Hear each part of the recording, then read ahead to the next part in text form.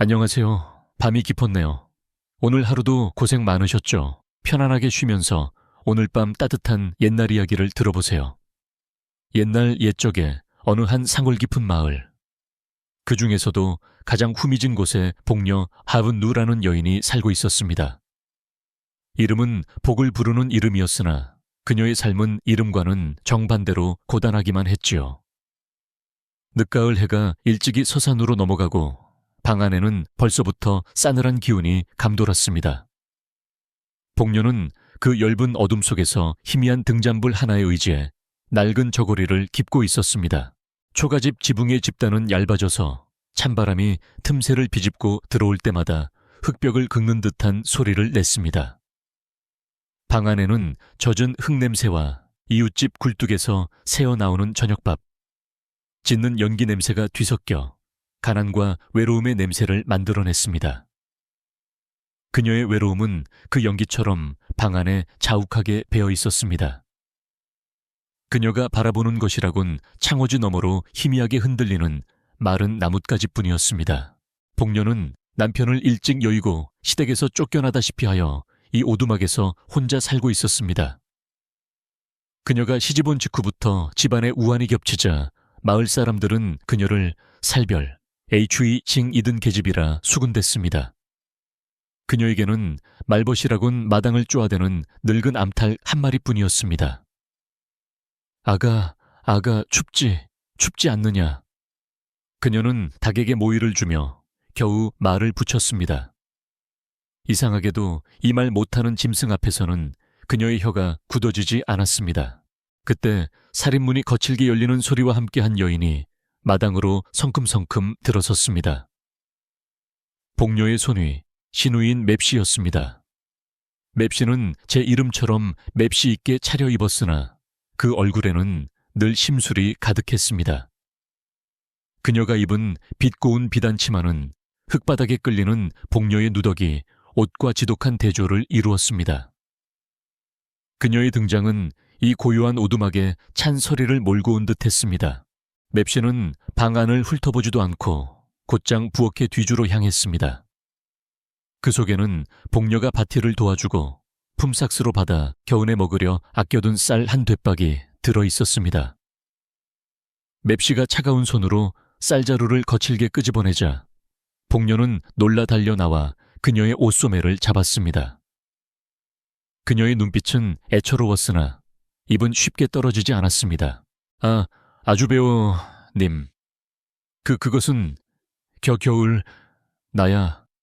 복녀의 말은 절박했지만 혀가 굳어 제대로 이어지지 못했습니다. 맵시는 기다렸다는 듯이 복녀의 손을 뿌리쳤습니다. 이게 어디서 말더듬이 주제에 감히 누구 앞을 막아. 네가 재수없는 살별처럼 굴어 집안이 망하고 내 동생이 죽었는데 아직도 이 집에 붙어 목구멍에 밥을 넘기는 게 뻔뻔하지도 않으냐. 맵시의 목소리는 칼날처럼 날카로웠습니다. 그녀는 복녀가 무슨 말을 더 하기도 전에 쌀자루를 어깨에 둘러매고는 이건 네가 우리 집의 진빚에 비하면 새 발의 피도 안 돼 라는 말을 남기고 횡하니 가버렸습니다. 복녀는 차가운 마당에 주저앉은 채 멀어져가는 신우이의 뒷모습을 그저 바라볼 뿐이었습니다. 어깨가 작게 떨렸고 뜨거운 눈물 한 방울이 굳은 살 박인 손등 위로 툭 떨어졌습니다. 그의 겨울은 예년보다 훨씬 일찍 그리고 혹독하게 찾아왔습니다. 늦가을에 정취가 차에 가시기도 전에 북쪽 산맥에서 불어온 바람은 단 하룻밤 만에 온 마을을 눈의 감옥 속에 가두었습니다. 바람은 굶주린 짐승처럼 울부짖으며 초가집들의 얇은 문풍지를 찢어 발겼습니다. 맵시는 자신의 따뜻한 아랫목에 앉아 창밖을 내다보며 혀를 찼습니다. 그녀에게 이 눈은 풍경이 아니라 겨우내 먹여 살려야 할 군식구 바로 복녀의 존재를 떠올리게 하는 재앙이었습니다. 이대로 두면 저 말더듬이가 겨울 내내 쌀만 축낼 것이야. 맵시의 눈이 독사처럼 번뜩였습니다. 가뜩이나 흉년으로 곳간도 비어가는데 복없는 계집 하나 때문에 온 식구가 고생할 수는 없었습니다. 그녀는 곧 결심을 굳혔습니다. 그녀는 시어머니가 물려주셨으나 이제는 낡고 빛바랜 은비녀 하나를 몰래 품에 숨겼습니다. 그리고는 맵찬 바람을 핑계 삼아 복녀의 오두막으로 향했습니다. 복녀는 바람을 막기 위해 지프로 문틈을 메우고 있었습니다. 맵씨는 다정한 척 고생이 많다며 부엌으로 들어가 복녀가 잠시 한눈을 파는 사이 차갑게 식은 아궁이에 잿더미 속에 그 은비녀를 깊숙이 쑤셔 넣었습니다. 모든 것이 순식간에 일어났습니다. 맵씨는 돌아 나오며 복녀의 어깨를 두드려주는 신용까지 했습니다. 그 손길이 얼마나 차가웠는지 복녀는 자신도 모르게 몸을 떨었습니다. 그날 밤 맵씨의 날카로운 비명이 마을의 정적을 깼습니다. 아이고, 도둑이야. 도둑 집안에 도둑이 들었네. 그녀는 머리를 풀어헤치고 맨발로 뛰쳐나와 촌장의 집 문을 두드렸습니다. 횃불을 든 마을 사람들이 순식간에 모여들었습니다. 맵씨는 눈물 콧물을 쏟으며 시어머니의 유품인 은비녀가 없어졌으며 틀림없이 오늘 낮에 집을 다녀간 복녀가 훔쳐 달아나려 한 것이라고 울부짖었습니다. 사람들은 의심의 눈초리로 복녀의 오두막으로 몰려갔습니다. 살별이 든 것도 모자라 이제 도둑질까지 누군가 소리쳤습니다. 촌장이 근엄한 목소리로 복녀를 끌어냈습니다. 복녀는 무슨 영문인지 몰라 하얀 입김만 내뿜으며 떨고 있었습니다. 네, 네가 비녀를 가져갔느냐? 촌장의 물음에 복녀는 고개를 세차게 저었습니다. 아닙니다. 저는 복녀는 필사적으로 변명하려 했지만 공포와 억울함에 혀가 더욱 굳어버렸습니다. 그녀의 말은 그저 의미 없는 신음처럼 눈보라 속에 흩어졌습니다. 맵씨가 기다렸다는 듯이 소리쳤습니다. 저것 보십시오. 찔리니까 말도 못하지 않습니까? 당장 전현의 집을 뒤져보십시오.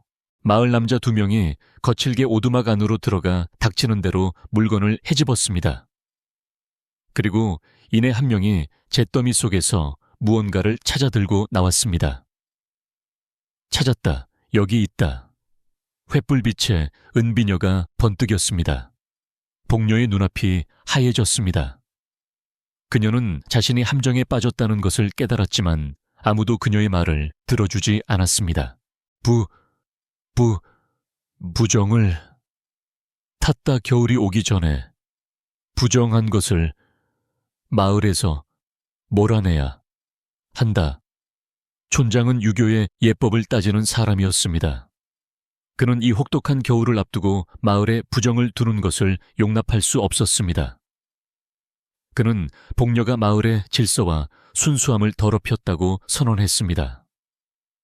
복녀의 절규는 짐승의 울음소리처럼 바람에 묻혔습니다.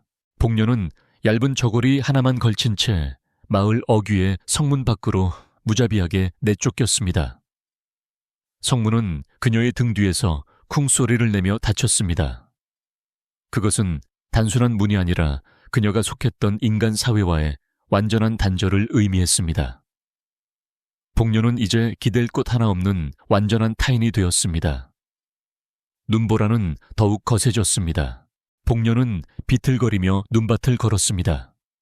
어디로 가야 할지 알 수 없었습니다. 자연은 사회의 잔인함을 그대로 반영하듯 그녀를 집어삼킬 듯이 몰아쳤습니다.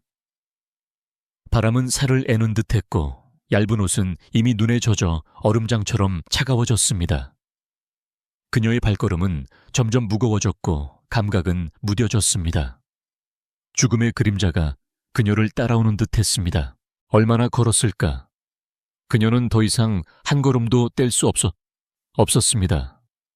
그녀는 산 중턱 마을 사람들이 애군이 깃든 물건을 가져다 버리곤 하는 낡은 선앙당 돌무더기 옆에 쓰러졌습니다.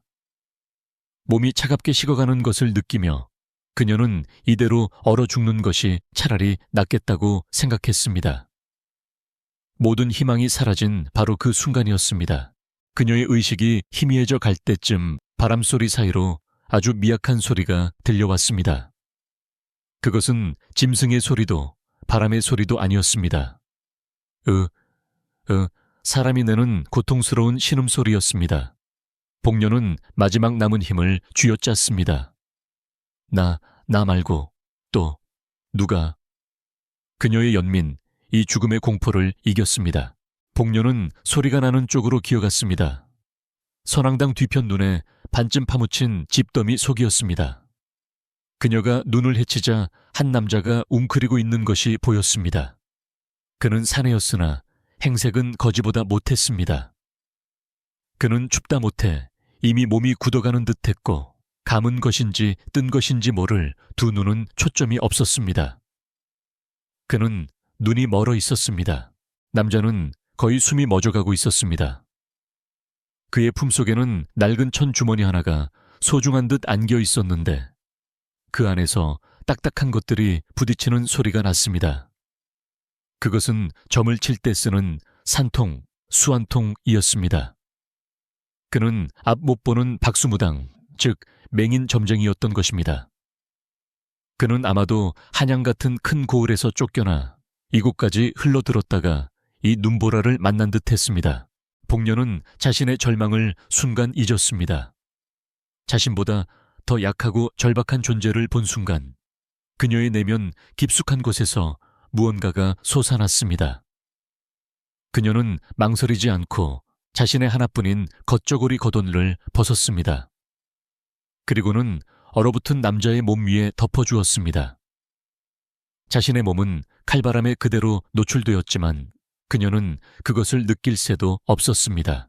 복녀는 살아야 한다는 본능으로 주위를 둘러보았습니다. 그녀는 맨손으로 눈을 파헤쳤습니다. 얼어붙은 땅에서 마른 나뭇가지를 찾아냈습니다. 그녀는 피가 나도록 손을 비벼가며 나뭇가지를 마찰시켰습니다. 얼마나 지났을까 기적처럼 작은 불씨가 일었습니다. 그녀는 조심스럽게 마른 짚에 불을 붙여 작은 모닥불을 피웠습니다.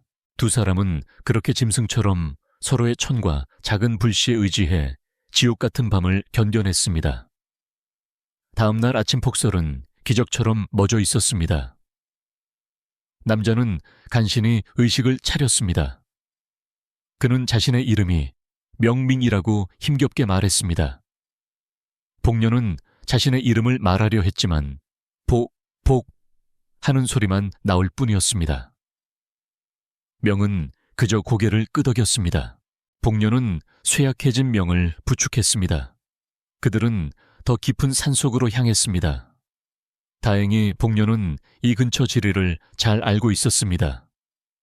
그녀는 예전에 약초를 캐러 다니다가 산 중턱에 버려진 숯가마를 본 적이 있었습니다. 그곳은 비바람을 피할 수 있는 유일한 장소였습니다. 숯가마는 검고 텅 비어 있었지만 적어도 매서운 바람은 막아주었습니다.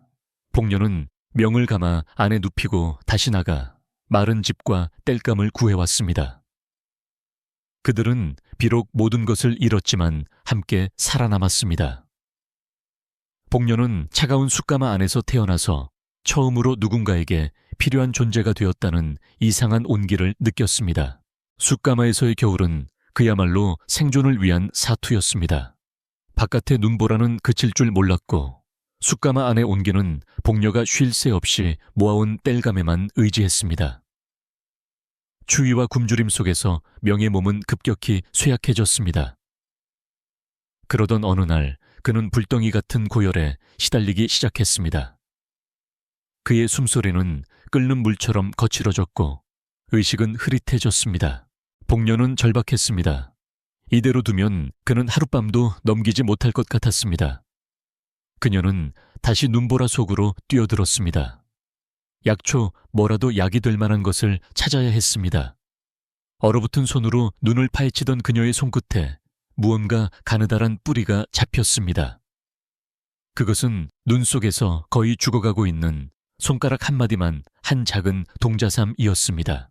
복녀는 그 작은 삼을 숯가마로 가져와 마치 아이를 다루듯 소중히 품었습니다.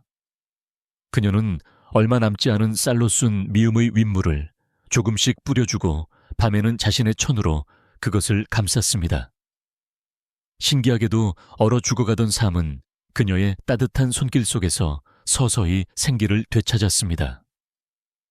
그것은 마법이 아니었습니다.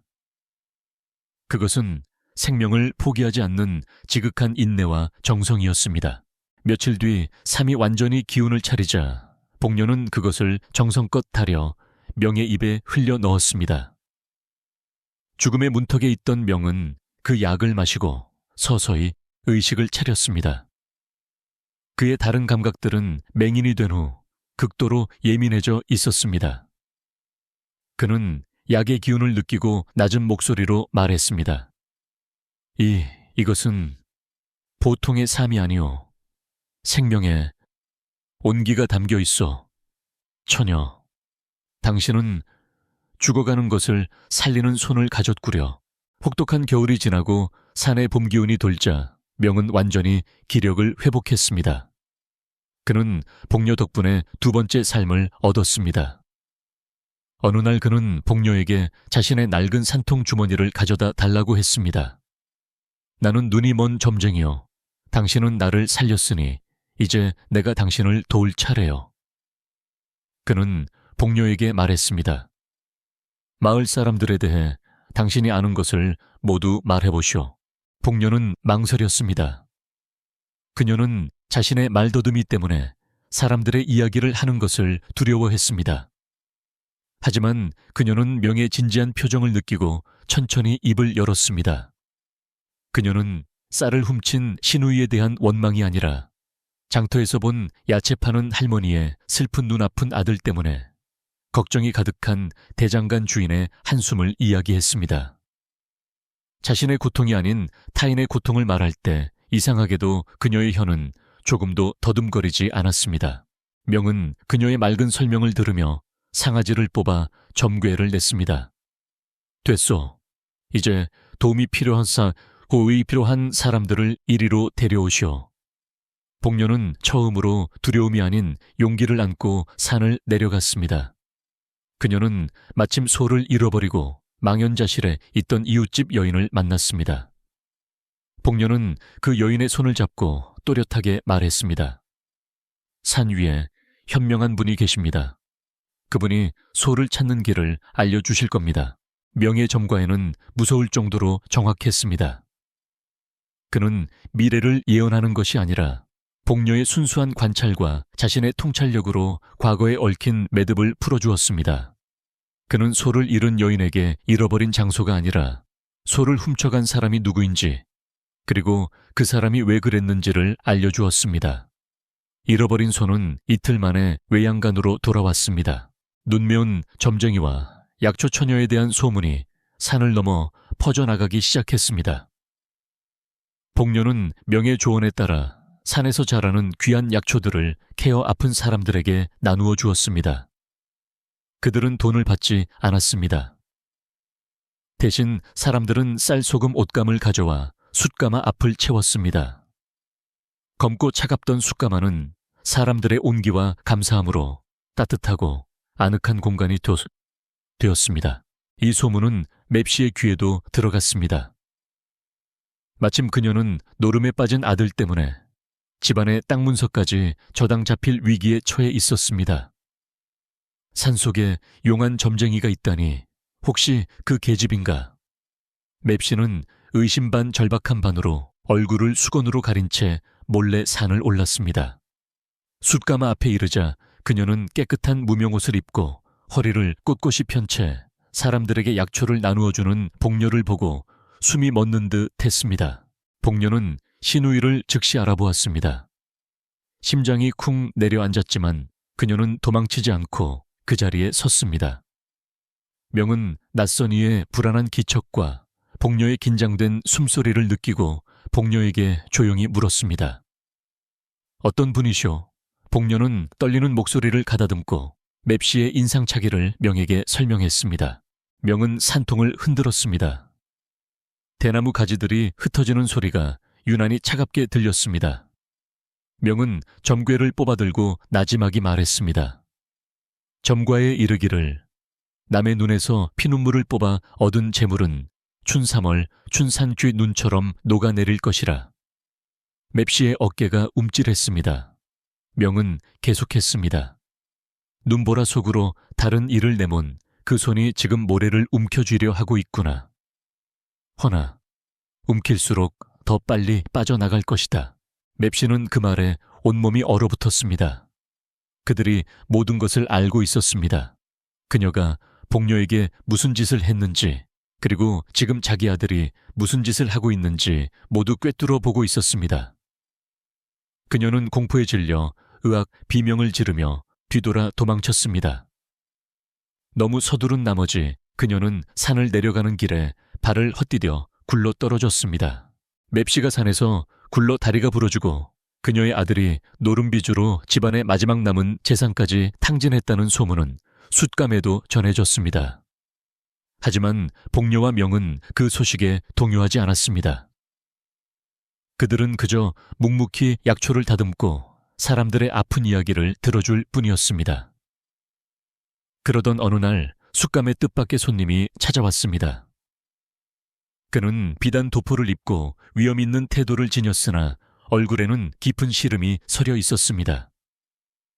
그는 바로 한양에서 파견 나온 신임 관찰사였습니다.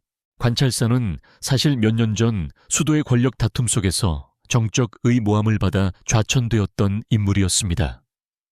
그리고 공교롭게도 그를 모함한 자는 바로 명에게 누명을 씌우고 눈을 멀게 한 장본인이었습니다. 관찰사는 자신의 억울함을 풀 증거를 찾던 중 산중에 눈먼 점쟁이가 과거의 일을 거울처럼 꿰뚫어 본다는 기이한 소문을 듣고 반신반의하며 찾아온 것이었습니다.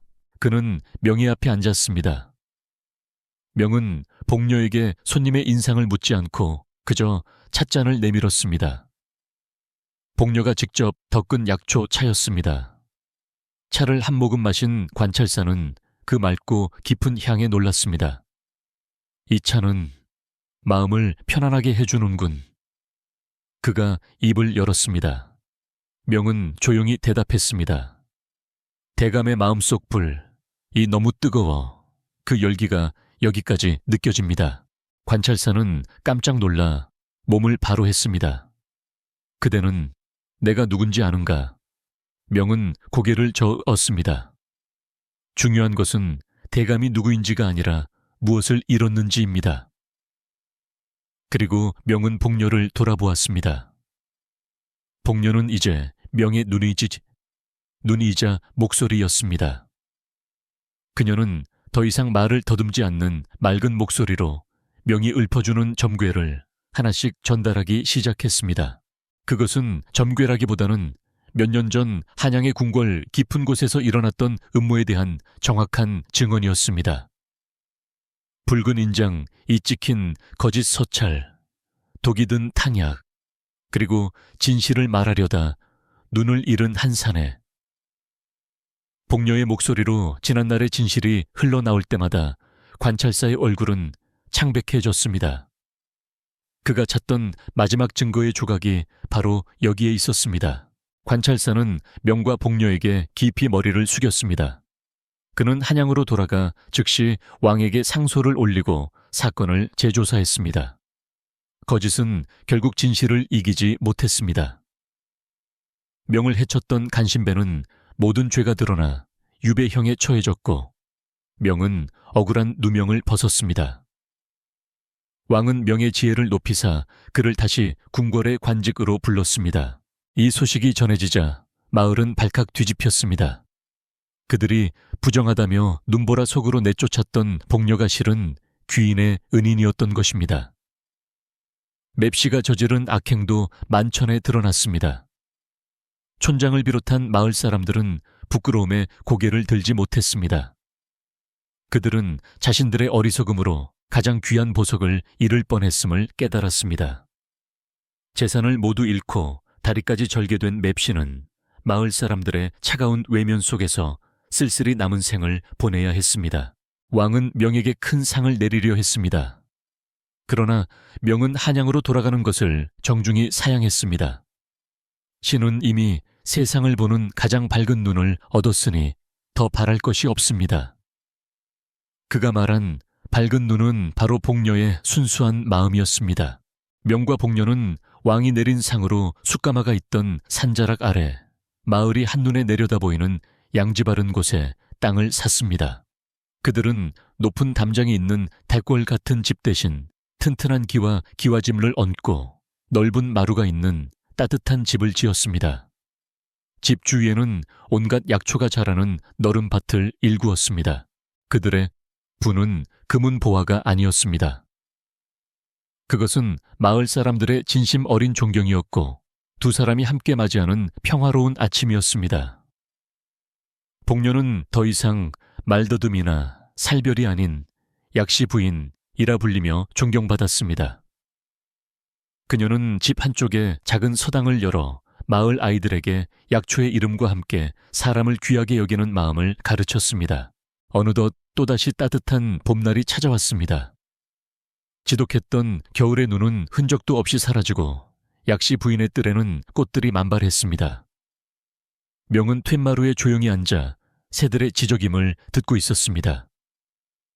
그의 얼굴에는 더 이상 과거의 그늘이 남아있지 않았습니다. 복녀는 아이들을 마당에 모아놓고 맑고 고운 목소리로 이야기를 들려주고 있었습니다. 자, 오늘은 아주 추운 겨울바람 속에서도 꿋꿋이 피어나는 복수초, 푸슈초 이야기를 해줄게요. 그 꽃은 말이지요. 그녀의 얼굴은 봄 햇살처럼 환하게 빛나고 있었습니다. 사람들은 말합니다. 그 두 사람은 서로를 돌보았기 때문에 부자가 된 것이 아니라 서로를 돌보는 그 마음 자체가 그들의 가장 큰 부였다고 말입니다. 이야기는 여기까지입니다. 아이고, 늙은이의 이야기가 너무 길었지요. 밖에 눈이 그친 모양입니다. 진짜 복이란 눈에 보이는 재물이 아니라 서로의 마음을 알아주는 밝은 눈을 만나는 것이겠지요. 자, 이제 편히 주무십시오. 안녕하세요. 밤이 깊었네요. 오늘 하루도 고생 많으셨죠? 편안하게 쉬면서 오늘 밤 따뜻한 옛날 이야기를 들어보세요. 옛날 옛적에 어느 한 상골 깊은 마을. 그 중에서도 가장 후미진 곳에 복녀 하븐누라는 여인이 살고 있었습니다. 이름은 복을 부르는 이름이었으나 그녀의 삶은 이름과는 정반대로 고단하기만 했지요. 늦가을 해가 일찍이 서산으로 넘어가고 방 안에는 벌써부터 싸늘한 기운이 감돌았습니다. 복녀는 그 엷은 어둠 속에서 희미한 등잔불 하나에 의지해 낡은 저고리를 깁고 있었습니다. 초가집 지붕의 집단은 얇아져서 찬바람이 틈새를 비집고 들어올 때마다 흙벽을 긁는 듯한 소리를 냈습니다. 방 안에는 젖은 흙냄새와 이웃집 굴뚝에서 새어나오는 저녁밥, 짖는 연기 냄새가 뒤섞여 가난과 외로움의 냄새를 만들어냈습니다. 그녀의 외로움은 그 연기처럼 방 안에 자욱하게 배어 있었습니다. 그녀가 바라보는 것이라곤 창호지 너머로 희미하게 흔들리는 마른 나뭇가지뿐이었습니다. 복녀는 남편을 일찍 여의고 시댁에서 쫓겨나다시피 하여 이 오두막에서 혼자 살고 있었습니다. 그녀가 시집온 직후부터 집안에 우환이 겹치자 마을 사람들은 그녀를 살별, HE 징이든 계집이라 수군댔습니다. 그녀에게는 말벗이라곤 마당을 쪼아대는 늙은 암탉 한 마리뿐이었습니다. 아가, 춥지 않느냐. 그녀는 닭에게 모이를 주며 겨우 말을 붙였습니다. 이상하게도 이 말 못하는 짐승 앞에서는 그녀의 혀가 굳어지지 않았습니다. 그때 살인문이 거칠게 열리는 소리와 함께한 여인이 마당으로 성큼성큼 들어섰습니다. 복녀의 손위, 신우인 맵시였습니다. 맵시는 제 이름처럼 맵시 있게 차려입었으나 그 얼굴에는 늘 심술이 가득했습니다. 그녀가 입은 빛 고운 비단치마는 흙바닥에 끌리는 복녀의 누더기, 옷과 지독한 대조를 이루었습니다. 그녀의 등장은 이 고요한 오두막에 찬 소리를 몰고 온 듯했습니다. 맵시는 방 안을 훑어보지도 않고 곧장 부엌의 뒤주로 향했습니다. 그 속에는 복녀가 밭일을 도와주고 품삯으로 받아 겨우내 먹으려 아껴둔 쌀 한 돛박이 들어있었습니다. 맵시가 차가운 손으로 쌀자루를 거칠게 끄집어내자 복녀는 놀라 달려 나와 그녀의 옷소매를 잡았습니다. 그녀의 눈빛은 애처로웠으나 입은 쉽게 떨어지지 않았습니다. 아주배우님, 그것은 겨울, 나야. 복녀의 말은 절박했지만 혀가 굳어 제대로 이어지지 못했습니다. 맵시는 기다렸다는 듯이 복녀의 손을 뿌리쳤습니다. 이게 어디서 말더듬이 주제에 감히 누구 앞을 막아. 네가 재수없는 살별처럼 굴어 집안이 망하고 내 동생이 죽었는데 아직도 이 집에 붙어 목구멍에 밥을 넘기는 게 뻔뻔하지도 않으냐. 맵시의 목소리는 칼날처럼 날카로웠습니다. 그녀는 복녀가 무슨 말을 더 하기도 전에 쌀자루를 어깨에 둘러매고는 이건 네가 우리 집의 진빚에 비하면 새 발의 피도 안 돼. 라는 말을 남기고 횡하니 가버렸습니다. 복녀는 차가운 마당에 주저앉은 채 멀어져 가는 신우이의 뒷모습을 그저 바라볼 뿐이었습니다. 어깨가 작게 떨렸고 뜨거운 눈물 한 방울이 굳은 살 박인 손등 위로 툭 떨어졌습니다. 그의 겨울은 예년보다 훨씬 일찍 그리고 혹독하게 찾아왔습니다. 늦가을에 정취가 차에 가시기도 전에 북쪽 산맥에서 불어온 바람은 단 하룻밤 만에 온 마을을 눈의 감옥 속에 가두었습니다. 바람은 굶주린 짐승처럼 울부짖으며 초가집들의 얇은 문풍지를 찢어 발겼습니다. 맵시는 자신의 따뜻한 아랫목에 앉아 창밖을 내다보며 혀를 찼습니다. 그녀에게 이 눈은 풍경이 아니라 겨우내 먹여 살려야 할 군식구 바로 복녀의 존재를 떠올리게 하는 재앙이었습니다. 이대로 두면 저 말더듬이가 겨울 내내 쌀만 축낼 것이야. 맵시의 눈이 독사처럼 번뜩였습니다. 가뜩이나 흉년으로 곳간도 비어가는데 복없는 계집 하나 때문에 온 식구가 고생할 수는 없었습니다. 그녀는 곧 결심을 굳혔습니다. 그녀는 시어머니가 물려주셨으나 이제는 낡고 빛바랜 은비녀 하나를 몰래 품에 숨겼습니다. 그리고는 맵찬 바람을 핑계삼아 복녀의 오두막으로 향했습니다. 복녀는 바람을 막기 위해 지프로 문틈을 메우고 있었습니다. 맵시는 다정한 척 고생이 많다며 부엌으로 들어가 복녀가 잠시 한눈을 파는 사이 차갑게 식은 아궁이의 잿더미 속에 그 은비녀를 깊숙이 쑤셔 넣었습니다. 모든 것이 순식간에 일어났습니다. 맵시는 돌아 나오며 복녀의 어깨를 두드려주는 신용까지 했습니다. 그 손길이 얼마나 차가웠는지 복녀는 자신도 모르게 몸을 떨었습니다. 그날 밤 맵시의 날카로운 비명이 마을의 정적을 깼습니다. 아이고, 도둑이야. 도둑 집안에 도둑이 들었네. 그녀는 머리를 풀어헤치고 맨발로 뛰쳐나와 촌장의 집 문을 두드렸습니다. 횃불을 든 마을 사람들이 순식간에 모여들었습니다. 맵시는 눈물 콧물을 쏟으며 시어머니의 유품인 은비녀가 없어졌으며 틀림없이 오늘 낮에 집을 다녀간 복녀가 훔쳐 달아나려 한 것이라고 울부짖었습니다. 사람들은 의심의 눈초리로 복녀의 오두막으로 몰려갔습니다. 살별이 든 것도 모자라 이제 도둑질까지 누군가 소리쳤습니다. 촌장이 근엄한 목소리로 복녀를 끌어냈습니다. 복녀는 무슨 영문인지 몰라 하얀 입김만 내뿜으며 떨고 있었습니다. 네, 네가 비녀를 가져갔느냐? 촌장의 물음에 복녀는 고개를 세차게 저었습니다. 아닙니다. 저는 복녀는 필사적으로 변명하려 했지만 공포와 억울함에 혀가 더욱 굳어버렸습니다. 그녀의 말은 그저 의미 없는 신음처럼 눈보라 속에 흩어졌습니다. 맵시가 기다렸다는 듯이 소리쳤습니다. 저것 보십시오. 찔리니까 말도 못하지 않습니까? 당장 전현의 집을 뒤져보십시오. 마을 남자 2명이 거칠게 오두막 안으로 들어가 닥치는 대로 물건을 헤집었습니다. 그리고 이내 한 명이 잿더미 속에서 무언가를 찾아 들고 나왔습니다. 찾았다. 여기 있다. 횃불빛에 은비녀가 번뜩였습니다. 복녀의 눈앞이 하얘졌습니다. 그녀는 자신이 함정에 빠졌다는 것을 깨달았지만 아무도 그녀의 말을 들어주지 않았습니다. 부정을 탔다 겨울이 오기 전에 부정한 것을 마을에서 몰아내야 한다. 촌장은 유교의 예법을 따지는 사람이었습니다. 그는 이 혹독한 겨울을 앞두고 마을에 부정을 두는 것을 용납할 수 없었습니다. 그는 복녀가 마을의 질서와 순수함을 더럽혔다고 선언했습니다. 복녀의 절규는 짐승의 울음소리처럼 바람에 묻혔습니다. 복녀는 얇은 저고리 하나만 걸친 채 마을 어귀의 성문 밖으로 무자비하게 내쫓겼습니다. 성문은 그녀의 등 뒤에서 쿵소리를 내며 닫혔습니다. 그것은 단순한 문이 아니라 그녀가 속했던 인간 사회와의 완전한 단절을 의미했습니다. 복녀는 이제 기댈 곳 하나 없는 완전한 타인이 되었습니다.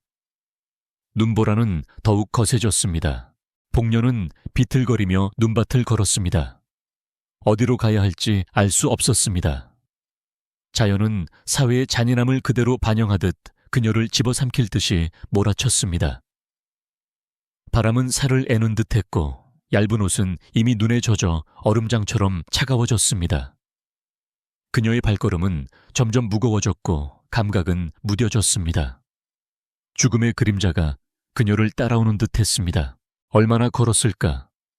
그녀는 더 이상 한 걸음도 뗄 수 없었습니다. 그녀는 산 중턱 마을 사람들이 애군이 깃든 물건을 가져다 버리곤 하는 낡은 선앙당 돌무더기 옆에 쓰러졌습니다. 몸이 차갑게 식어가는 것을 느끼며 그녀는 이대로 얼어 죽는 것이 차라리 낫겠다고 생각했습니다. 모든 희망이 사라진 바로 그 순간이었습니다. 그녀의 의식이 희미해져 갈 때쯤 바람소리 사이로 아주 미약한 소리가 들려왔습니다. 그것은 짐승의 소리도 바람의 소리도 아니었습니다. 사람이 내는 고통스러운 신음소리였습니다. 복녀는 마지막 남은 힘을 쥐어짰습니다. 나 말고 또 누가? 그녀의 연민, 이 죽음의 공포를 이겼습니다. 복녀는 소리가 나는 쪽으로 기어갔습니다. 선앙당 뒤편 눈에 반쯤 파묻힌 집더미 속이었습니다. 그녀가 눈을 헤치자 한 남자가 웅크리고 있는 것이 보였습니다. 그는 사내였으나 행색은 거지보다 못했습니다. 그는 춥다 못해 이미 몸이 굳어가는 듯했고 감은 것인지 뜬 것인지 모를 두 눈은 초점이 없었습니다. 그는 눈이 멀어 있었습니다. 남자는 거의 숨이 멎어가고 있었습니다. 그의 품속에는 낡은 천 주머니 하나가 소중한 듯 안겨 있었는데 그 안에서 딱딱한 것들이 부딪히는 소리가 났습니다. 그것은 점을 칠 때 쓰는 산통, 수완통이었습니다. 그는 앞 못 보는 박수무당, 즉 맹인 점쟁이였던 것입니다. 그는 아마도 한양 같은 큰 고을에서 쫓겨나 이곳까지 흘러들었다가 이 눈보라를 만난 듯 했습니다. 복녀는 자신의 절망을 순간 잊었습니다. 자신보다 더 약하고 절박한 존재를 본 순간 그녀의 내면 깊숙한 곳에서 무언가가 솟아났습니다. 그녀는 망설이지 않고 자신의 하나뿐인 겉저고리 겉옷을 벗었습니다. 그리고는 얼어붙은 남자의 몸 위에 덮어주었습니다. 자신의 몸은 칼바람에 그대로 노출되었지만 그녀는 그것을 느낄 새도 없었습니다. 복녀는 살아야 한다는 본능으로 주위를 둘러보았습니다. 그녀는 맨손으로 눈을 파헤쳤습니다. 얼어붙은 땅에서 마른 나뭇가지를 찾아냈습니다. 그녀는 피가 나도록 손을 비벼가며 나뭇가지를 마찰시켰습니다. 얼마나 지났을까 기적처럼 작은 불씨가 일었습니다. 그녀는 조심스럽게 마른 짚에 불을 붙여 작은 모닥불을 피웠습니다. 두 사람은 그렇게 짐승처럼 서로의 천과 작은 불씨에 의지해 지옥 같은 밤을 견뎌냈습니다. 다음 날 아침 폭설은 기적처럼 멎어 있었습니다.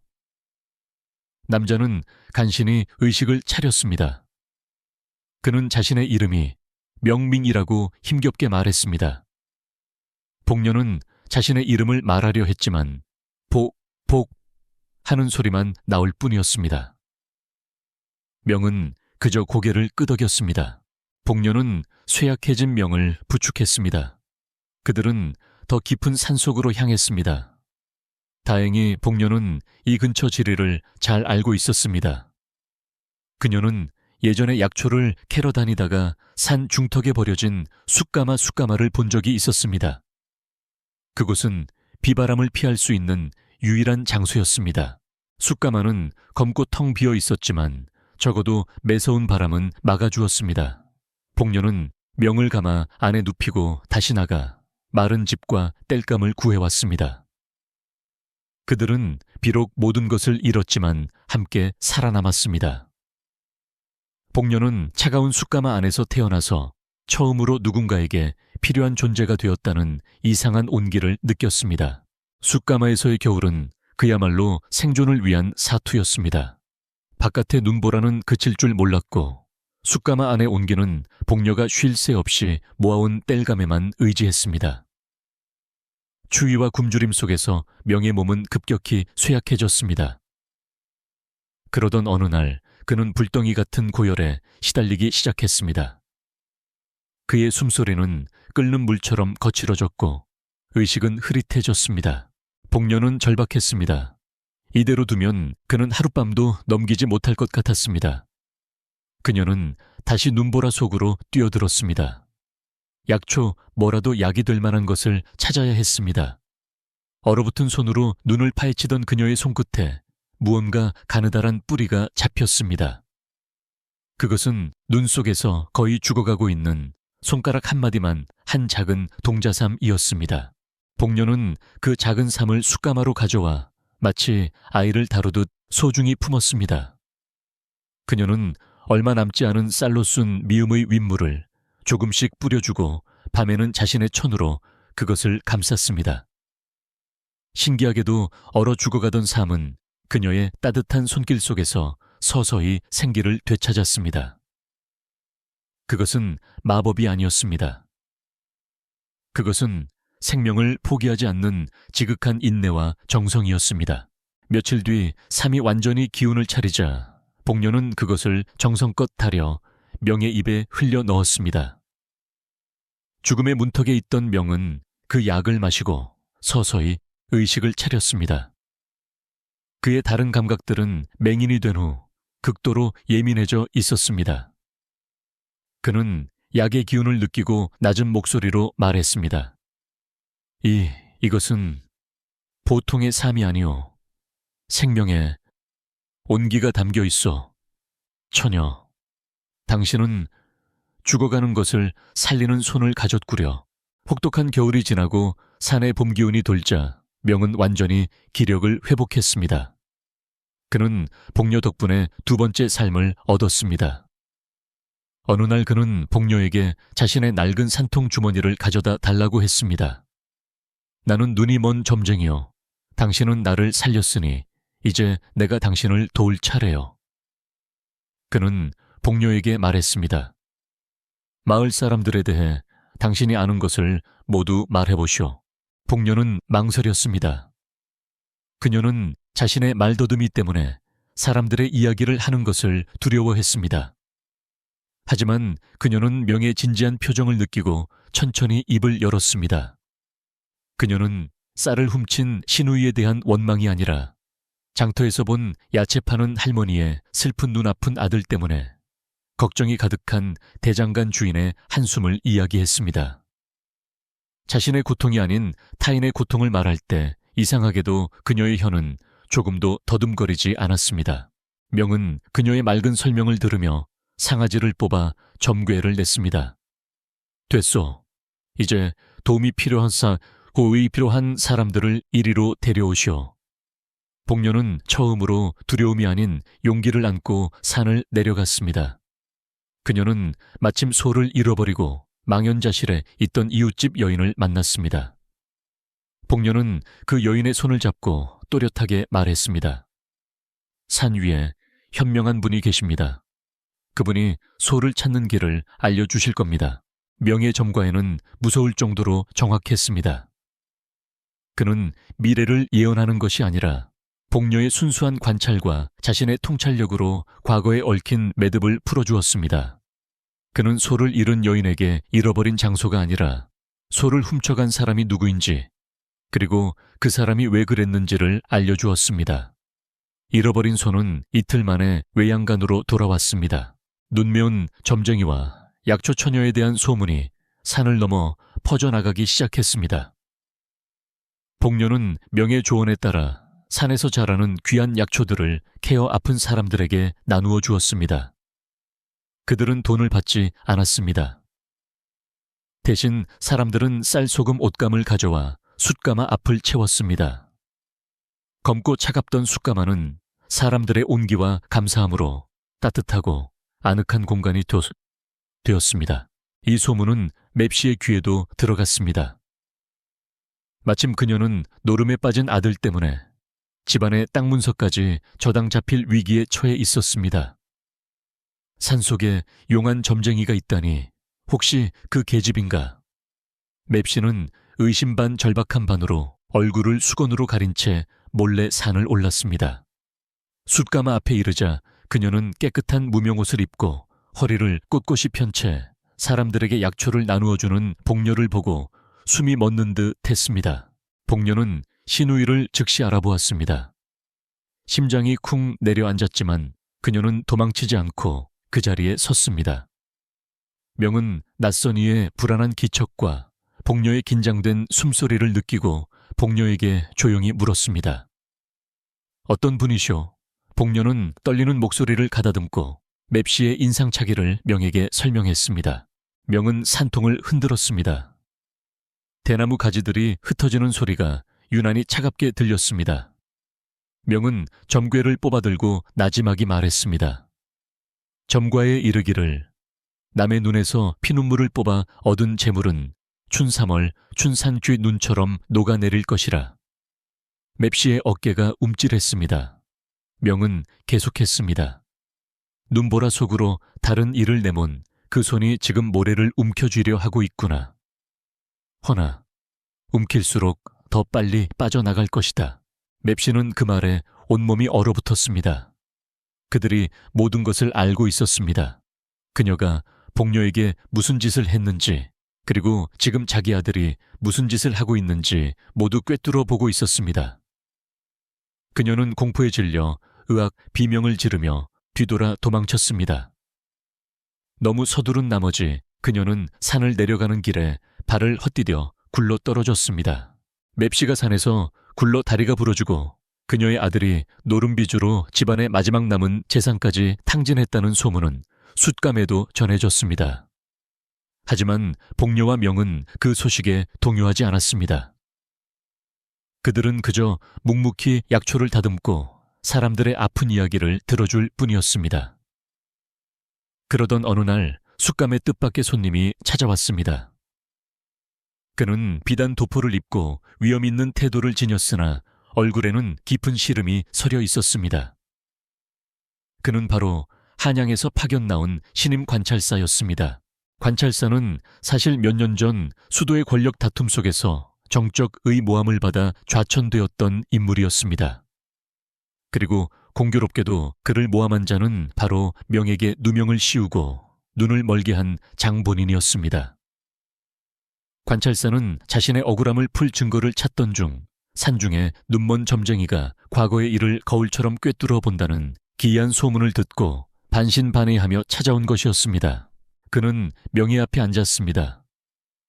명은 복녀에게 손님의 인상을 묻지 않고 그저 찻잔을 내밀었습니다. 복녀가 직접 덕은 약초 차였습니다.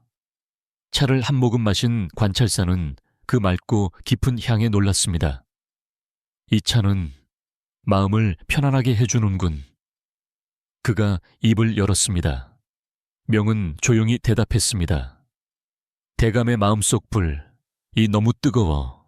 그 열기가 여기까지 느껴집니다. 관찰사는 깜짝 놀라 몸을 바로 했습니다. 그대는 내가 누군지 아는가? 명은 고개를 저었습니다. 중요한 것은 대감이 누구인지가 아니라 무엇을 잃었는지입니다. 그리고 명은 복녀를 돌아보았습니다. 복녀는 이제 명의 눈이자 목소리였습니다. 그녀는 더 이상 말을 더듬지 않는 맑은 목소리로 명이 읊어주는 점괘를 하나씩 전달하기 시작했습니다. 그것은 점괘라기보다는 몇 년 전 한양의 궁궐 깊은 곳에서 일어났던 음모에 대한 정확한 증언이었습니다. 붉은 인장, 이 찍힌 거짓 서찰, 독이 든 탕약, 그리고 진실을 말하려다 눈을 잃은 한 사내. 복녀의 목소리로 지난날의 진실이 흘러나올 때마다 관찰사의 얼굴은 창백해졌습니다. 그가 찾던 마지막 증거의 조각이 바로 여기에 있었습니다. 관찰사는 명과 복녀에게 깊이 머리를 숙였습니다. 그는 한양으로 돌아가 즉시 왕에게 상소를 올리고 사건을 재조사했습니다. 거짓은 결국 진실을 이기지 못했습니다. 명을 해쳤던 간신배는 모든 죄가 드러나 유배형에 처해졌고 명은 억울한 누명을 벗었습니다. 왕은 명의 지혜를 높이사 그를 다시 궁궐의 관직으로 불렀습니다. 이 소식이 전해지자 마을은 발칵 뒤집혔습니다. 그들이 부정하다며 눈보라 속으로 내쫓았던 복녀가 실은 귀인의 은인이었던 것입니다. 맵시가 저지른 악행도 만천에 드러났습니다. 촌장을 비롯한 마을 사람들은 부끄러움에 고개를 들지 못했습니다. 그들은 자신들의 어리석음으로 가장 귀한 보석을 잃을 뻔했음을 깨달았습니다. 재산을 모두 잃고 다리까지 절개된 맵시는 마을 사람들의 차가운 외면 속에서 쓸쓸히 남은 생을 보내야 했습니다. 왕은 명에게 큰 상을 내리려 했습니다.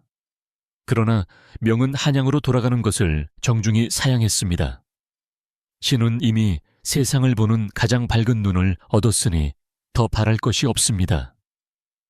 그가 말한 밝은 눈은 바로 복녀의 순수한 마음이었습니다.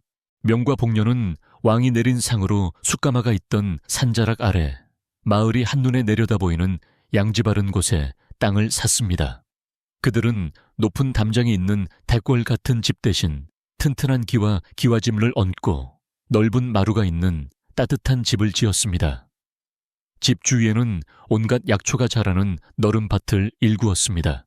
그들의 부는 금은 보화가 아니었습니다.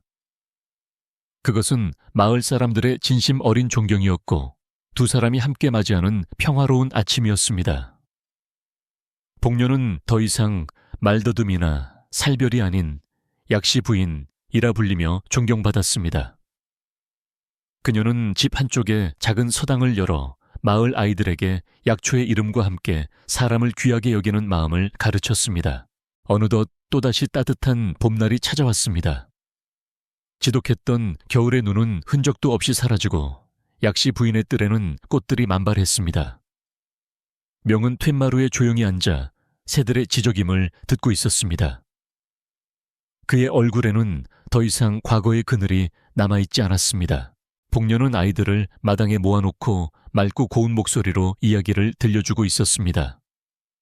자, 오늘은 아주 추운 겨울바람 속에서도 꿋꿋이 피어나는 복수초, 푸슈초 이야기를 해줄게요. 그 꽃은 말이지요. 그녀의 얼굴은 봄 햇살처럼 환하게 빛나고 있었습니다. 사람들은 말합니다. 그 두 사람은 서로를 돌보았기 때문에 부자가 된 것이 아니라 서로를 돌보는 그 마음 자체가 그들의 가장 큰 부였다고 말입니다. 이야기는 여기까지입니다. 아이고, 늙은이의 이야기가 너무 길었지요. 밖에 눈이 그친 모양입니다. 진짜 복이란 눈에 보이는 재물이 아니라 서로의 마음을 알아주는 밝은 눈을 만나는 것이겠지요. 자, 이제 편히 주무십시오. 안녕하세요. 밤이 깊었네요. 오늘 하루도 고생 많으셨죠? 편안하게 쉬면서 오늘 밤 따뜻한 옛날 이야기를 들어보세요. 옛날 옛적에 어느 한 상골 깊은 마을. 그 중에서도 가장 후미진 곳에 복녀 하븐누라는 여인이 살고 있었습니다. 이름은 복을 부르는 이름이었으나 그녀의 삶은 이름과는 정반대로 고단하기만 했지요. 늦가을 해가 일찍이 서산으로 넘어가고 방 안에는 벌써부터 싸늘한 기운이 감돌았습니다. 복녀는 그 엷은 어둠 속에서 희미한 등잔불 하나에 의지해 낡은 저고리를 깁고 있었습니다. 초가집 지붕의 집단은 얇아져서 찬바람이 틈새를 비집고 들어올 때마다 흙벽을 긁는 듯한 소리를 냈습니다. 방 안에는 젖은 흙냄새와 이웃집 굴뚝에서 새어나오는 저녁밥, 짖는 연기 냄새가 뒤섞여 가난과 외로움의 냄새를 만들어냈습니다. 그녀의 외로움은 그 연기처럼 방 안에 자욱하게 배어 있었습니다. 그녀가 바라보는 것이라곤 창호지 너머로 희미하게 흔들리는 마른 나뭇가지뿐이었습니다. 복녀는 남편을 일찍 여의고 시댁에서 쫓겨나다시피 하여 이 오두막에서 혼자 살고 있었습니다. 그녀가 시집온 직후부터 집안에 우환이 겹치자 마을 사람들은 그녀를 살별, HE 이든 계집이라 수군댔습니다. 그녀에게는 말벗이라곤 마당을 쪼아대는 늙은 암탉 한 마리뿐이었습니다. 아가, 춥지 않느냐. 그녀는 닭에게 모이를 주며 겨우 말을 붙였습니다. 이상하게도 이 말 못하는 짐승 앞에서는 그녀의 혀가 굳어지지 않았습니다. 그때 살인문이 거칠게 열리는 소리와 함께 한 여인이 마당으로 성큼성큼 들어섰습니다. 복녀의 손위, 신우인 맵씨였습니다. 맵씨는 제 이름처럼 맵씨 있게 차려입었으나 그 얼굴에는 늘 심술이 가득했습니다. 그녀가 입은 빛 고운 비단치마는 흙바닥에 끌리는 복녀의 누더기, 옷과 지독한 대조를 이루었습니다. 그녀의 등장은 이 고요한 오두막에 찬 소리를 몰고 온 듯 했습니다. 맵씨는 방 안을 훑어보지도 않고 곧장 부엌의 뒤주로 향했습니다. 그 속에는 복녀가 밭일을 도와주고 품삯으로 받아 겨우내 먹으려 아껴둔 쌀 한 되박이 들어있었습니다. 맵씨가 차가운 손으로 쌀자루를 거칠게 끄집어내자 복녀는 놀라 달려 나와 그녀의 옷소매를 잡았습니다. 그녀의 눈빛은 애처로웠으나 입은 쉽게 떨어지지 않았습니다. 아주배우님. 그것은 겨울 나야. 복녀의 말은 절박했지만 혀가 굳어 제대로 이어지지 못했습니다. 맵씨는 기다렸다는 듯이 복녀의 손을 뿌리쳤습니다. 이게 어디서 말더듬이 주제에 감히 누구 앞을 막아. 네가 재수없는 살별처럼 굴어 집안이 망하고 내 동생이 죽었는데 아직도 이 집에 붙어 목구멍에 밥을 넘기는 게 뻔뻔하지도 않으냐. 맵씨의 목소리는 칼날처럼 날카로웠습니다. 그녀는 복녀가 무슨 말을 더 하기도 전에 쌀자루를 어깨에 둘러매고는 이건 네가 우리 집의 진빚에 비하면 새 발의 피도 안 돼 라는 말을 남기고 횡하니 가버렸습니다. 복녀는 차가운 마당에 주저앉은 채 멀어져가는 신우이의 뒷모습을 그저 바라볼 뿐이었습니다. 어깨가 작게 떨렸고 뜨거운 눈물 한 방울이 굳은 살 박인 손등 위로 툭 떨어졌습니다. 그의 겨울은 예년보다 훨씬 일찍 그리고 혹독하게 찾아왔습니다. 늦가을에 정취가 차에 가시기도 전에 북쪽 산맥에서 불어온 바람은 단 하룻밤 만에 온 마을을 눈의 감옥 속에 가두었습니다. 바람은 굶주린 짐승처럼 울부짖으며 초가집들의 얇은 문풍지를 찢어 발겼습니다. 맵씨는 자신의 따뜻한 아랫목에 앉아 창밖을 내다보며 혀를 찼습니다. 그녀에게 이 눈은 풍경이 아니라 겨우내 먹여 살려야 할 군식구 바로 복녀의 존재를 떠올리게 하는 재앙이었습니다. 이대로 두면 저 말더듬이가 겨울 내내 쌀만 축낼 것이야. 맵씨의 눈이 독사처럼 번뜩였습니다. 가뜩이나 흉년으로 곳간도 비어가는데 복없는 계집 하나 때문에 온 식구가 고생할 수는 없었습니다. 그녀는 곧 결심을 굳혔습니다. 그녀는 시어머니가 물려주셨으나 이제는 낡고 빛바랜 은비녀 하나를 몰래 품에 숨겼습니다. 그리고는 맵찬 바람을 핑계삼아 복녀의 오두막으로 향했습니다. 복녀는 바람을 막기 위해 지프로 문틈을 메우고 있었습니다.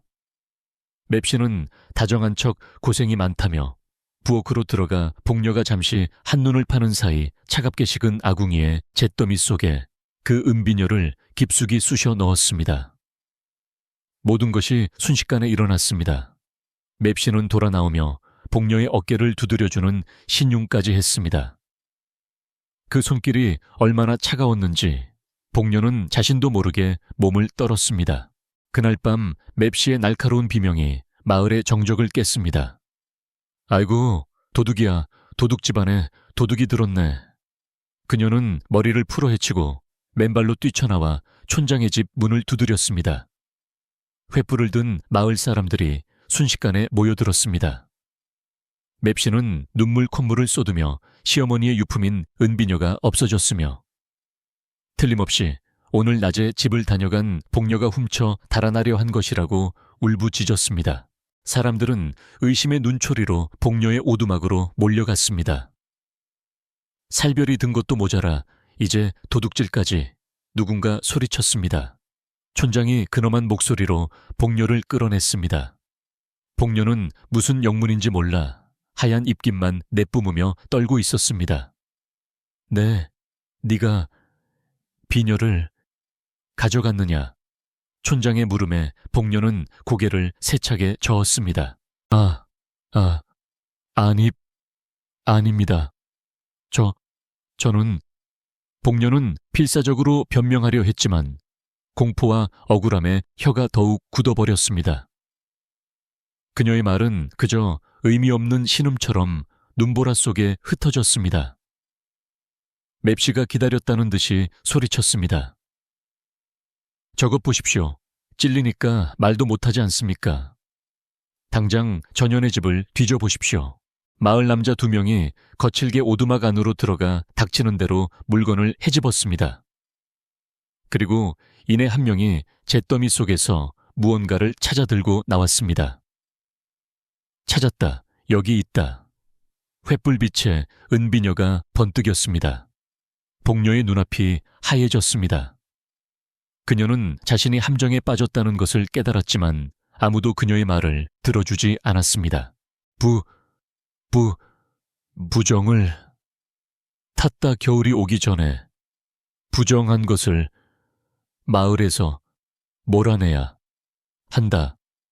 촌장은 유교의 예법을 따지는 사람이었습니다. 그는 이 혹독한 겨울을 앞두고 마을에 부정을 두는 것을 용납할 수 없었습니다. 그는 복녀가 마을의 질서와 순수함을 더럽혔다고 선언했습니다. 복녀의 절규는 짐승의 울음소리처럼 바람에 묻혔습니다. 복녀는 얇은 저고리 하나만 걸친 채 마을 어귀의 성문 밖으로 무자비하게 내쫓겼습니다. 성문은 그녀의 등 뒤에서 쿵소리를 내며 닫혔습니다. 그것은 단순한 문이 아니라 그녀가 속했던 인간 사회와의 완전한 단절을 의미했습니다. 복녀는 이제 기댈 곳 하나 없는 완전한 타인이 되었습니다. 눈보라는 더욱 거세졌습니다. 복녀는 비틀거리며 눈밭을 걸었습니다. 어디로 가야 할지 알 수 없었습니다. 자연은 사회의 잔인함을 그대로 반영하듯 그녀를 집어삼킬 듯이 몰아쳤습니다. 바람은 살을 애는 듯했고 얇은 옷은 이미 눈에 젖어 얼음장처럼 차가워졌습니다. 그녀의 발걸음은 점점 무거워졌고 감각은 무뎌졌습니다. 죽음의 그림자가 그녀를 따라오는 듯했습니다. 얼마나 걸었을까? 그녀는 더 이상 한 걸음도 뗄 수 없었습니다. 그녀는 산 중턱 마을 사람들이 애군이 깃든 물건을 가져다 버리곤 하는 낡은 선앙당 돌무더기 옆에 쓰러졌습니다. 몸이 차갑게 식어가는 것을 느끼며 그녀는 이대로 얼어 죽는 것이 차라리 낫겠다고 생각했습니다. 모든 희망이 사라진 바로 그 순간이었습니다. 그녀의 의식이 희미해져 갈 때쯤 바람소리 사이로 아주 미약한 소리가 들려왔습니다. 그것은 짐승의 소리도 바람의 소리도 아니었습니다. 사람이 내는 고통스러운 신음소리였습니다. 복녀는 마지막 남은 힘을 쥐어짰습니다. 나 말고 또 누가? 그녀의 연민, 이 죽음의 공포를 이겼습니다. 복녀는 소리가 나는 쪽으로 기어갔습니다. 선앙당 뒤편 눈에 반쯤 파묻힌 집더미 속이었습니다. 그녀가 눈을 헤치자 한 남자가 웅크리고 있는 것이 보였습니다. 그는 사내였으나 행색은 거지보다 못했습니다. 그는 춥다 못해 이미 몸이 굳어가는 듯했고 감은 것인지 뜬 것인지 모를 두 눈은 초점이 없었습니다.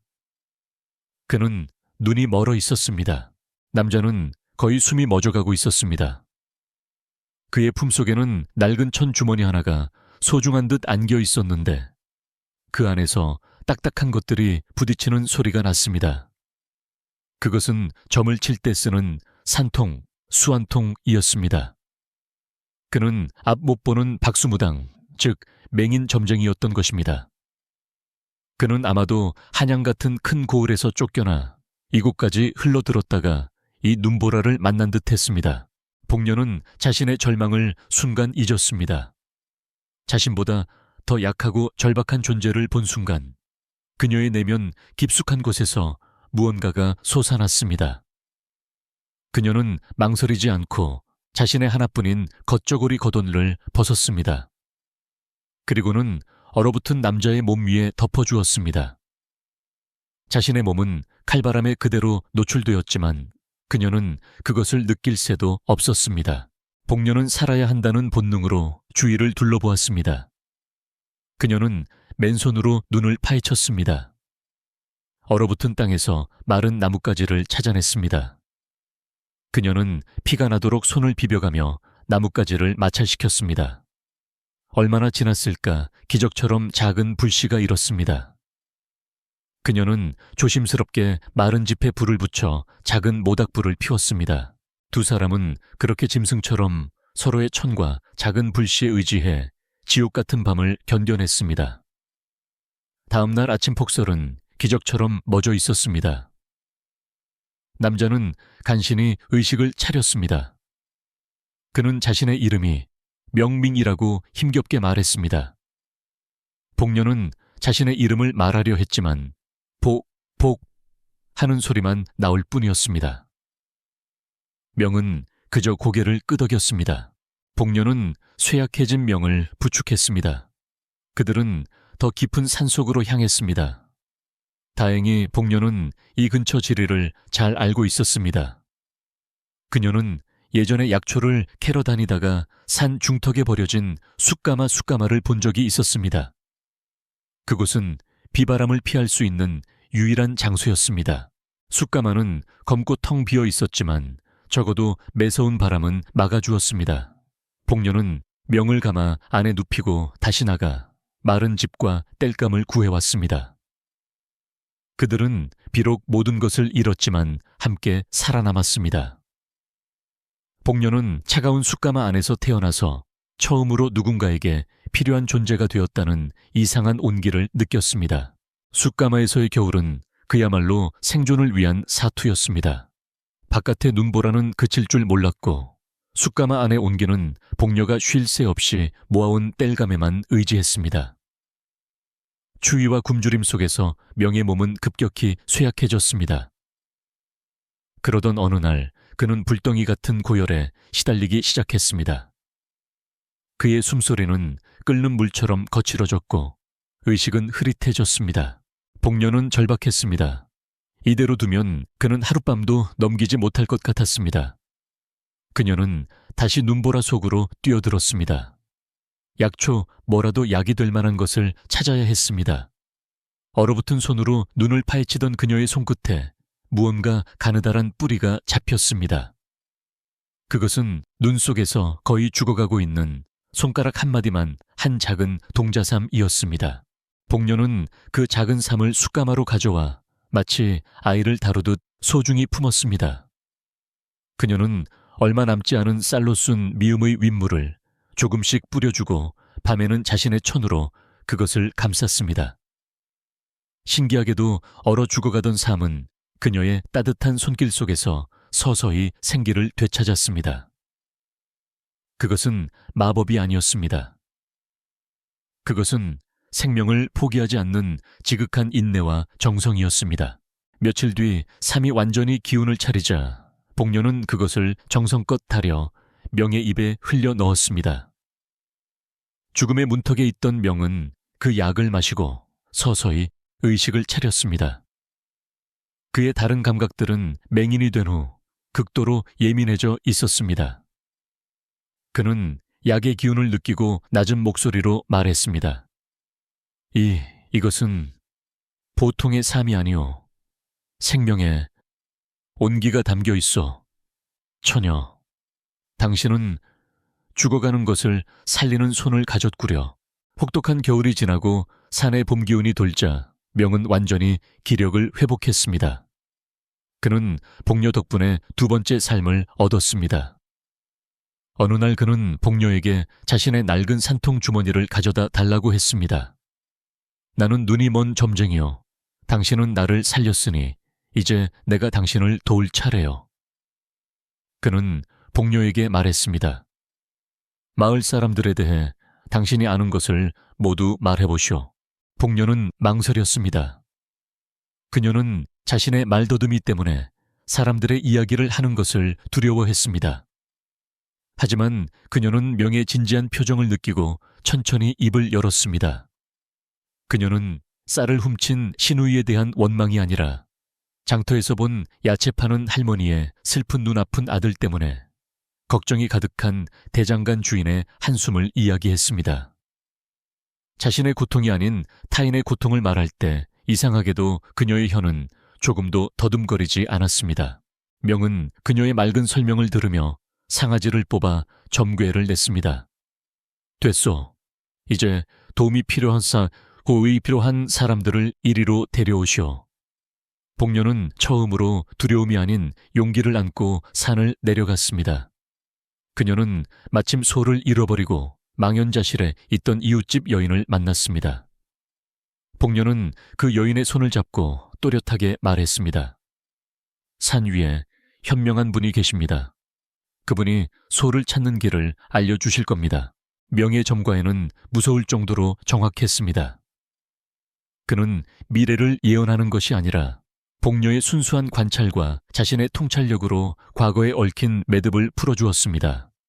그는 소를 잃은 여인에게 잃어버린 장소가 아니라 소를 훔쳐간 사람이 누구인지 그리고 그 사람이 왜 그랬는지를 알려주었습니다.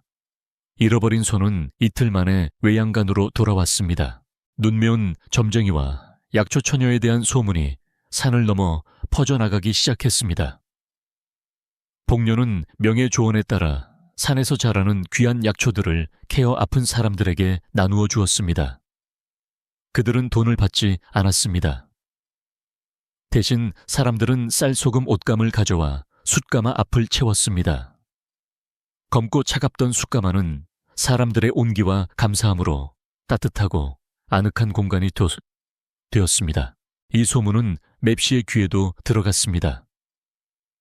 마침 그녀는 노름에 빠진 아들 때문에 집안의 땅 문서까지 저당 잡힐 위기에 처해 있었습니다. 산속에 용한 점쟁이가 있다니 혹시 그 계집인가? 맵시는 의심 반 절박한 반으로 얼굴을 수건으로 가린 채 몰래 산을 올랐습니다. 숯가마 앞에 이르자 그녀는 깨끗한 무명옷을 입고 허리를 꼿꼿이 편 채 사람들에게 약초를 나누어주는 복녀를 보고 숨이 멎는 듯 했습니다.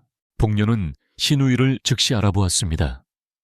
심장이 쿵 내려앉았지만 그녀는 도망치지 않고 그 자리에 섰습니다. 명은 낯선 이의 불안한 기척과 복녀의 긴장된 숨소리를 느끼고 복녀에게 조용히 물었습니다. 어떤 분이시오? 복녀는 떨리는 목소리를 가다듬고 맵시의 인상착의를 명에게 설명했습니다. 명은 산통을 흔들었습니다. 대나무 가지들이 흩어지는 소리가 유난히 차갑게 들렸습니다. 명은 점괘를 뽑아들고 나지막이 말했습니다. 점과에 이르기를 남의 눈에서 피눈물을 뽑아 얻은 재물은 춘삼월 춘산쥐 눈처럼 녹아내릴 것이라. 맵시의 어깨가 움찔했습니다. 명은 계속했습니다.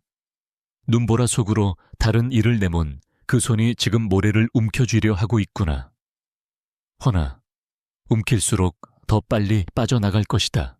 맵시는 그 말에 온몸이 얼어붙었습니다. 그들이 모든 것을 알고 있었습니다. 그녀가 복녀에게 무슨 짓을 했는지 그리고 지금 자기 아들이 무슨 짓을 하고 있는지 모두 꿰뚫어 보고 있었습니다. 그녀는 공포에 질려 의악 비명을 지르며 뒤돌아 도망쳤습니다. 너무 서두른 나머지 그녀는 산을 내려가는 길에 발을 헛디뎌 굴러 떨어졌습니다. 맵시가 산에서 굴러 다리가 부러지고 그녀의 아들이 노름비주로 집안의 마지막 남은 재산까지 탕진했다는 소문은 숫감에도 전해졌습니다. 하지만 복녀와 명은 그 소식에 동요하지 않았습니다. 그들은 그저 묵묵히 약초를 다듬고 사람들의 아픈 이야기를 들어줄 뿐이었습니다. 그러던 어느 날 숫감의 뜻밖의 손님이 찾아왔습니다. 그는 비단 도포를 입고 위험 있는 태도를 지녔으나 얼굴에는 깊은 시름이 서려 있었습니다.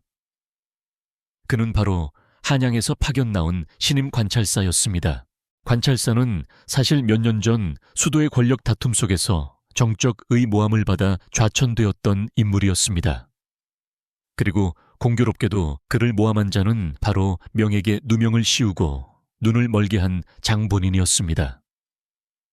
관찰사는 자신의 억울함을 풀 증거를 찾던 중 산중에 눈먼 점쟁이가 과거의 일을 거울처럼 꿰뚫어 본다는 기이한 소문을 듣고 반신반의하며 찾아온 것이었습니다. 그는 명의 앞에 앉았습니다. 명은 복녀에게 손님의 인상을 묻지 않고 그저 찻잔을 내밀었습니다. 복녀가 직접 덕은 약초 차였습니다. 차를 한 모금 마신 관찰사는 그 맑고 깊은 향에 놀랐습니다. 이 차는 마음을 편안하게 해주는군. 그가 입을 열었습니다. 명은 조용히 대답했습니다. 대감의 마음속 불, 이 너무 뜨거워. 그 열기가 여기까지 느껴집니다. 관찰사는 깜짝 놀라 몸을 바로 했습니다. 그대는 내가 누군지 아는가? 명은 고개를 저었습니다. 중요한 것은 대감이 누구인지가 아니라 무엇을 잃었는지입니다. 그리고 명은 복녀를 돌아보았습니다. 복녀는 이제 명의 눈이자 목소리였습니다. 그녀는 더 이상 말을 더듬지 않는 맑은 목소리로 명이 읊어주는 점괘를 하나씩 전달하기 시작했습니다. 그것은 점괘라기보다는 몇 년 전 한양의 궁궐 깊은 곳에서 일어났던 음모에 대한 정확한 증언이었습니다. 붉은 인장, 이 찍힌 거짓 서찰, 독이 든 탕약, 그리고 진실을 말하려다 눈을 잃은 한 사내. 복녀의 목소리로 지난날의 진실이 흘러나올 때마다 관찰사의 얼굴은 창백해졌습니다. 그가 찾던 마지막 증거의 조각이 바로 여기에 있었습니다. 관찰사는 명과 복녀에게 깊이 머리를 숙였습니다. 그는 한양으로 돌아가 즉시 왕에게 상소를 올리고 사건을 재조사했습니다. 거짓은 결국 진실을 이기지 못했습니다. 명을 해쳤던 간신배는 모든 죄가 드러나 유배형에 처해졌고 명은 억울한 누명을 벗었습니다. 왕은 명의 지혜를 높이사 그를 다시 궁궐의 관직으로 불렀습니다. 이 소식이 전해지자 마을은 발칵 뒤집혔습니다. 그들이 부정하다며 눈보라 속으로 내쫓았던 복녀가 실은 귀인의 은인이었던 것입니다. 맵시가 저지른 악행도 만천에 드러났습니다. 촌장을 비롯한 마을 사람들은 부끄러움에 고개를 들지 못했습니다. 그들은 자신들의 어리석음으로 가장 귀한 보석을 잃을 뻔했음을 깨달았습니다. 재산을 모두 잃고 다리까지 절개된 맵시는 마을 사람들의 차가운 외면 속에서 쓸쓸히 남은 생을 보내야 했습니다. 왕은 명에게 큰 상을 내리려 했습니다.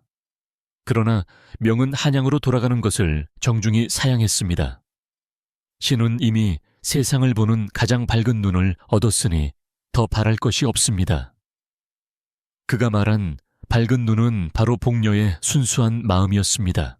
명과 복녀는 왕이 내린 상으로 숯가마가 있던 산자락 아래 마을이 한눈에 내려다 보이는 양지 바른 곳에 땅을 샀습니다.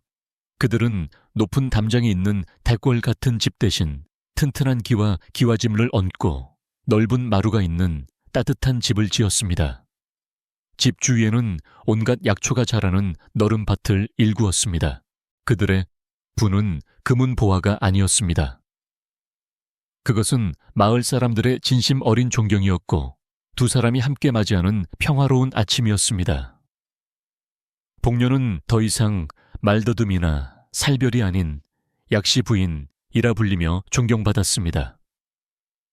그녀는 집 한쪽에 작은 서당을 열어 마을 아이들에게 약초의 이름과 함께 사람을 귀하게 여기는 마음을 가르쳤습니다. 어느덧 또다시 따뜻한 봄날이 찾아왔습니다. 지독했던 겨울의 눈은 흔적도 없이 사라지고 약시 부인의 뜰에는 꽃들이 만발했습니다. 명은 툇마루에 조용히 앉아 새들의 지저김을 듣고 있었습니다.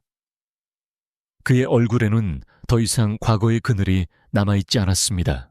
복녀는 아이들을 마당에 모아놓고 맑고 고운 목소리로 이야기를 들려주고 있었습니다. 자, 오늘은 아주 추운 겨울바람 속에서도 꿋꿋이 피어나는 복수초, 푸슈초 이야기를 해줄게요. 그 꽃은 말이지요. 그녀의 얼굴은 봄 햇살처럼 환하게 빛나고 있었습니다. 사람들은 말합니다. 그 두 사람은 서로를 돌보았기 때문에 부자가 된 것이 아니라 서로를 돌보는 그 마음 자체가 그들의 가장 큰 부였다고 말입니다. 이야기는 여기까지입니다. 아이고, 늙은이의 이야기가 너무 길었지요. 밖에 눈이 그친 모양입니다. 진짜 복이란 눈에 보이는 재물이 아니라 서로의 마음을 알아주는 밝은 눈을 만나는 것이겠지요. 자, 이제 편히 주무십시오. 안녕하세요. 밤이 깊었네요. 오늘 하루도 고생 많으셨죠? 편안하게 쉬면서 오늘 밤 따뜻한 옛날 이야기를 들어보세요. 옛날 옛적에 어느 한 상골 깊은 마을. 그 중에서도 가장 후미진 곳에 복녀 하븐누라는 여인이 살고 있었습니다. 이름은 복을 부르는 이름이었으나 그녀의 삶은 이름과는 정반대로 고단하기만 했지요. 늦가을 해가 일찍이 서산으로 넘어가고 방 안에는 벌써부터 싸늘한 기운이 감돌았습니다. 복녀는 그 엷은 어둠 속에서 희미한 등잔불 하나에 의지해 낡은 저고리를 깁고 있었습니다.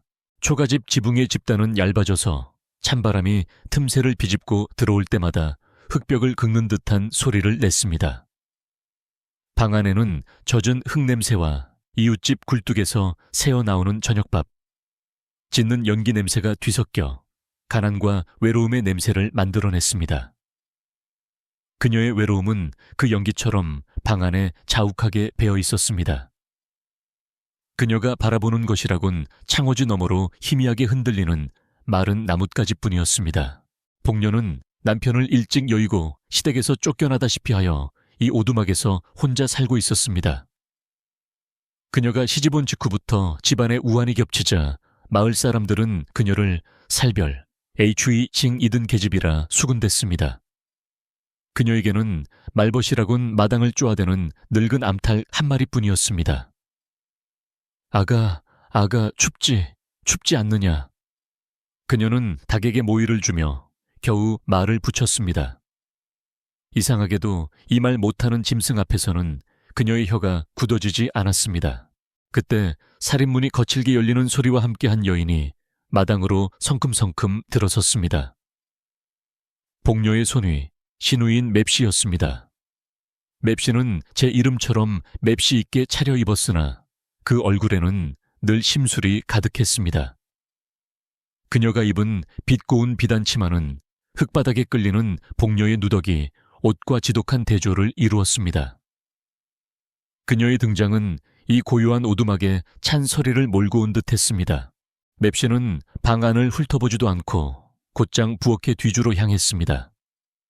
그 속에는 복녀가 밭일을 도와주고 품삯으로 받아 겨우내 먹으려 아껴둔 쌀 한 되박이 들어있었습니다. 맵시가 차가운 손으로 쌀자루를 거칠게 끄집어내자 복녀는 놀라 달려 나와 그녀의 옷소매를 잡았습니다. 그녀의 눈빛은 애처로웠으나 입은 쉽게 떨어지지 않았습니다. 아주배우님. 그것은 겨울 나야. 복녀의 말은 절박했지만 혀가 굳어 제대로 이어지지 못했습니다. 맵시는 기다렸다는 듯이 복녀의 손을 뿌리쳤습니다. 이게 어디서 말더듬이 주제에 감히 누구 앞을 막아. 네가 재수없는 살별처럼 굴어 집안이 망하고 내 동생이 죽었는데 아직도 이 집에 붙어 목구멍에 밥을 넘기는 게 뻔뻔하지도 않으냐. 맵시의 목소리는 칼날처럼 날카로웠습니다. 그녀는 복녀가 무슨 말을 더 하기도 전에 쌀자루를 어깨에 둘러매고는 이건 네가 우리 집의 진빚에 비하면 새 발의 피도 안 돼. 라는 말을 남기고 횡하니 가버렸습니다. 복녀는 차가운 마당에 주저앉은 채 멀어져 가는 신우이의 뒷모습을 그저 바라볼 뿐이었습니다. 어깨가 작게 떨렸고 뜨거운 눈물 한 방울이 굳은 살 박인 손등 위로 툭 떨어졌습니다. 그의 겨울은 예년보다 훨씬 일찍 그리고 혹독하게 찾아왔습니다. 늦가을에 정취가 차에 가시기도 전에 북쪽 산맥에서 불어온 바람은 단 하룻밤 만에 온 마을을 눈의 감옥 속에 가두었습니다. 바람은 굶주린 짐승처럼 울부짖으며 초가집들의 얇은 문풍지를 찢어 발겼습니다. 맵씨는 자신의 따뜻한 아랫목에 앉아 창밖을 내다보며 혀를 찼습니다. 그녀에게 이 눈은 풍경이 아니라 겨우내 먹여 살려야 할 군식구 바로 복녀의 존재를 떠올리게 하는 재앙이었습니다. 이대로 두면 저 말더듬이가 겨울 내내 쌀만 축낼 것이야. 맵씨의 눈이 독사처럼 번뜩였습니다. 가뜩이나 흉년으로 곳간도 비어가는데 복 없는 계집 하나 때문에 온 식구가 고생할 수는 없었습니다. 그녀는 곧 결심을 굳혔습니다. 그녀는 시어머니가 물려주셨으나 이제는 낡고 빛바랜 은비녀 하나를 몰래 품에 숨겼습니다. 그리고는 맵찬 바람을 핑계 삼아 복녀의 오두막으로 향했습니다. 복녀는 바람을 막기 위해 지프로 문틈을 메우고 있었습니다. 맵씨는 다정한 척 고생이 많다며 부엌으로 들어가 복녀가 잠시 한눈을 파는 사이 차갑게 식은 아궁이에 잿더미 속에 그 은비녀를 깊숙이 쑤셔 넣었습니다. 모든 것이 순식간에 일어났습니다. 맵씨는 돌아 나오며 복녀의 어깨를 두드려주는 신용까지 했습니다. 그 손길이 얼마나 차가웠는지 복녀는 자신도 모르게 몸을 떨었습니다. 그날 밤 맵씨의 날카로운 비명이 마을의 정적을 깼습니다. 아이고, 도둑이야. 도둑 집안에 도둑이 들었네. 그녀는 머리를 풀어헤치고 맨발로 뛰쳐나와 촌장의 집 문을 두드렸습니다. 횃불을 든 마을 사람들이 순식간에 모여들었습니다. 맵씨는 눈물 콧물을 쏟으며 시어머니의 유품인 은비녀가 없어졌으며 틀림없이 오늘 낮에 집을 다녀간 복녀가 훔쳐 달아나려 한 것이라고 울부짖었습니다. 사람들은 의심의 눈초리로 복녀의 오두막으로 몰려갔습니다. 살별이 든 것도 모자라 이제 도둑질까지 누군가 소리쳤습니다. 촌장이 근엄한 목소리로 복녀를 끌어냈습니다. 복녀는 무슨 영문인지 몰라 하얀 입김만 내뿜으며 떨고 있었습니다. 네, 네가 비녀를 가져갔느냐? 촌장의 물음에 복녀는 고개를 세차게 저었습니다. 아닙니다. 저는 복녀는 필사적으로 변명하려 했지만 공포와 억울함에 혀가 더욱 굳어버렸습니다. 그녀의 말은 그저 의미 없는 신음처럼 눈보라 속에 흩어졌습니다. 맵씨가 기다렸다는 듯이 소리쳤습니다. 저것 보십시오. 찔리니까 말도 못하지 않습니까? 당장 전현의 집을 뒤져보십시오. 마을 남자 2명이 거칠게 오두막 안으로 들어가 닥치는 대로 물건을 헤집었습니다. 그리고 이내 한 명이 잿더미 속에서 무언가를 찾아 들고 나왔습니다. 찾았다. 여기 있다. 횃불빛에 은비녀가 번뜩였습니다. 복녀의 눈앞이 하얘졌습니다. 그녀는 자신이 함정에 빠졌다는 것을 깨달았지만 아무도 그녀의 말을 들어주지 않았습니다. 부정을 탔다 겨울이 오기 전에 부정한 것을 마을에서 몰아내야 한다. 촌장은 유교의 예법을 따지는 사람이었습니다. 그는 이 혹독한 겨울을 앞두고 마을에 부정을 두는 것을 용납할 수 없었습니다. 그는 복녀가 마을의 질서와 순수함을 더럽혔다고 선언했습니다. 복녀의 절규는 짐승의 울음소리처럼 바람에 묻혔습니다. 복녀는 얇은 저고리 하나만 걸친 채 마을 어귀의 성문 밖으로 무자비하게 내쫓겼습니다. 성문은 그녀의 등 뒤에서 쿵소리를 내며 닫혔습니다.